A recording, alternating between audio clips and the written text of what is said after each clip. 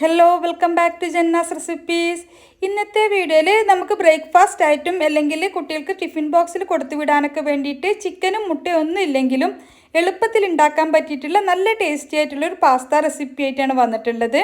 ഈസിയാണ് ഉണ്ടാക്കാൻ, അതുപോലെ തന്നെ നല്ല ടേസ്റ്റാണ് കഴിക്കാൻ. അപ്പോൾ നമുക്കിത് എങ്ങനെയാണ് ഉണ്ടാക്കുന്നതെന്ന് നോക്കാം. വീഡിയോ കണ്ടുകൊണ്ടിരിക്കുന്ന സമയത്ത് നിങ്ങൾക്ക് ഈ റെസിപ്പി ഇഷ്ടമാവുകയാണെന്നുണ്ടെങ്കിൽ ഒന്ന് ലൈക്ക് ചെയ്ത് സപ്പോർട്ട് ചെയ്യാനും, ചാനൽ ആദ്യമായിട്ടാണ് കാണുന്നതെങ്കിൽ ചാനലൊന്ന് സബ്സ്ക്രൈബ് ചെയ്യാനും ഫോളോ ചെയ്യാനും കൂടി മറക്കരുത്. അപ്പോൾ നമുക്ക് ഈസി ആൻഡ് ടേസ്റ്റി ആയിട്ടുള്ള പാസ്ത ഉണ്ടാക്കാനായിട്ട് ആദ്യം വെള്ളം തിളക്കാനായിട്ട് വെച്ചിട്ടുണ്ട്. അതിലേക്ക് കുറച്ച് ഉപ്പ് ചേർത്ത് കൊടുക്കാം. പിന്നെ ഒരു ടേബിൾ സ്പൂൺ ഓയിലും കൂടി ഒഴിച്ചിട്ട് വെള്ളം നന്നായിട്ട് തിളച്ച് വരുമ്പോൾ ഞാൻ ഈ ഒരു പാസ്തയാണ് എടുത്തിട്ടുള്ളത്. 2 കപ്പ് പാസ്ത നമുക്കിതിലേക്ക് ചേർത്തിട്ട് വേവിച്ചെടുക്കണം. പാസ്ത നന്നായി വെന്ത് ഇതുപോലെ നമുക്ക് കൈ വെച്ചൊന്ന് പൊടിച്ചു നോക്കുന്ന സമയത്ത് ഒന്ന് ഉടഞ്ഞ് കിട്ടുന്ന രീതിയിൽ നന്നായിട്ട് വെന്ത് വന്നാൽ നമുക്കിത് വെള്ളത്തിൽ നിന്നും ഊറ്റിയിട്ട് മാറ്റി വെക്കാം. ഊറ്റിയെടുത്തതിന് ശേഷം പാസ്തയുടെ മുകളിലൂടെ കുറച്ച് വെള്ളവും കൂടി ഒഴിച്ചു കൊടുത്താൽ ആ പശയൊക്കെ പോയിട്ട് പാസ്ത തമ്മിൽ ഒട്ടിപ്പിടിക്കാത്ത രീതിയിൽ തന്നെ കിട്ടും. ഇനി നമുക്ക് അത് ഊറ്റിയെടുത്ത് മാറ്റി വെക്കാം. ഇനി ഒരു പാനിലേക്ക് 1 ടേബിൾ സ്പൂൺ ബട്ടർ ഇട്ടിട്ട് ചൂടാകുമ്പോൾ ഒരു 1/4 കപ്പ് സവാള കട്ട് ചെയ്തത് ചേർക്കുന്നുണ്ട്.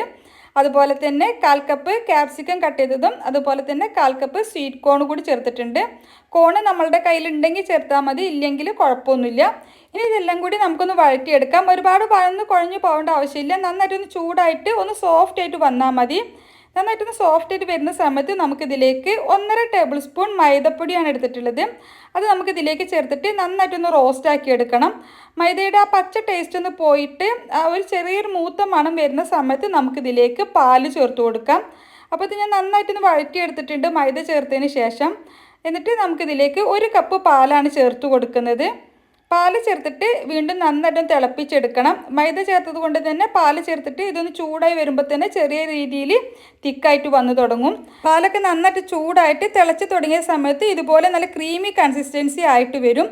ഈ സമയത്ത് നമുക്കിതിലേക്ക് ഈ സോസിലേക്ക് വേണ്ടിയിട്ടുള്ള ഉപ്പ് ചേർത്ത് കൊടുക്കാം.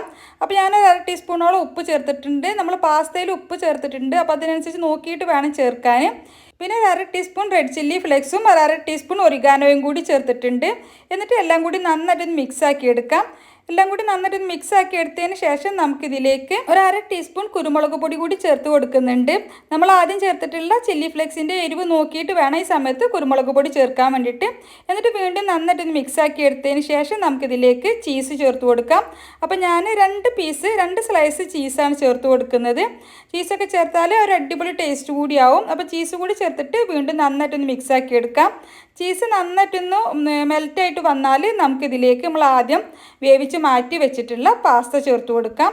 പാസ്ത ചേർത്തിട്ട് എല്ലാം കൂടി നന്നായിട്ടൊന്ന് മിക്സ് ആക്കി എടുത്താൽ മതി. പിന്നെ നമുക്ക് പ്രത്യേകിച്ച് പണിയൊന്നുമില്ല. ഈ സമയത്ത് ഉപ്പ് കറക്റ്റിനുണ്ടോ എന്നൊന്ന് ചെക്ക് ചെയ്ത് നോക്കിയിട്ട് കുറവാണെങ്കിൽ ആവശ്യത്തിന് ചേർത്ത് കൊടുക്കാം. ഞാനിപ്പോൾ ഇതെല്ലാം കൂടി നന്നായിട്ടൊന്ന് മിക്സ് ആക്കി എടുത്തിട്ടുണ്ട്. അപ്പോൾ നമുക്ക് ചിക്കനും മുട്ടയും ഒന്നും ഇല്ലെങ്കിലും അടിപൊളി ടേസ്റ്റിൽ നമുക്ക് ബ്രേക്ക്ഫാസ്റ്റ് ആയിട്ടോ അല്ലെങ്കിൽ ഡിന്നർ ആയിട്ടോ അല്ലെങ്കിൽ ടിഫിൻ ബോക്സിൽ കുട്ടികൾക്ക് കൊടുത്തു വിടാനൊക്കെ പറ്റിയിട്ടുള്ള ഒരു അടിപൊളി പാസ്ത റെസിപ്പിയാണ്. ചെറിയ ചൂടോട് കൂടിയിട്ട് കഴിക്കാനായിരിക്കും ടേസ്റ്റ് ഉണ്ടാവുക. സെർവ് ചെയ്യുന്ന സമയത്ത് മുകളിൽ കുറച്ച് ചില്ലി ഫ്ലേക്സും അതുപോലെ ഒറിഗാനോ ഒക്കെ ഇട്ടിട്ട് ഗാർണിഷ് ചെയ്തിട്ട് സെർവ് ചെയ്യുകയാണെന്നുണ്ടെങ്കിൽ കുറച്ചുകൂടി ടേസ്റ്റ് ആയിരിക്കും. അപ്പോൾ ഇതുവരെ ഇതുപോലെ ട്രൈ ചെയ്ത് നോക്കിയിട്ടില്ലെങ്കിൽ തീർച്ചയായിട്ടും ട്രൈ ചെയ്ത് നോക്കുക. എന്നിട്ട് നിങ്ങളുടെ അഭിപ്രായം കമൻ്റായിട്ട് അറിയിക്കുക. നിങ്ങൾക്ക് ഈ റെസിപ്പി ഇഷ്ടമായെങ്കിൽ ഒന്ന് ലൈക്ക് ചെയ്ത് സപ്പോർട്ട് ചെയ്യാൻ വേണ്ടിയിട്ട് മറക്കരുത്. അതുപോലെ തന്നെ ചാനൽ ഇതുവരെ സബ്സ്ക്രൈബ് ചെയ്യാതെയാണ് വീഡിയോ കണ്ടുകൊണ്ടിരുന്നതെങ്കിൽ ചാനലൊന്ന് സബ്സ്ക്രൈബ് ചെയ്യാനും ഫോളോ ചെയ്യാനും കൂടി മറക്കരുത്. അപ്പോൾ ഇൻഷാ അല്ലാഹ് മറ്റൊരു അടിപൊളി റെസിപ്പിയുമായിട്ട് നമുക്ക് വീണ്ടും കാണാം. Thank you for watching.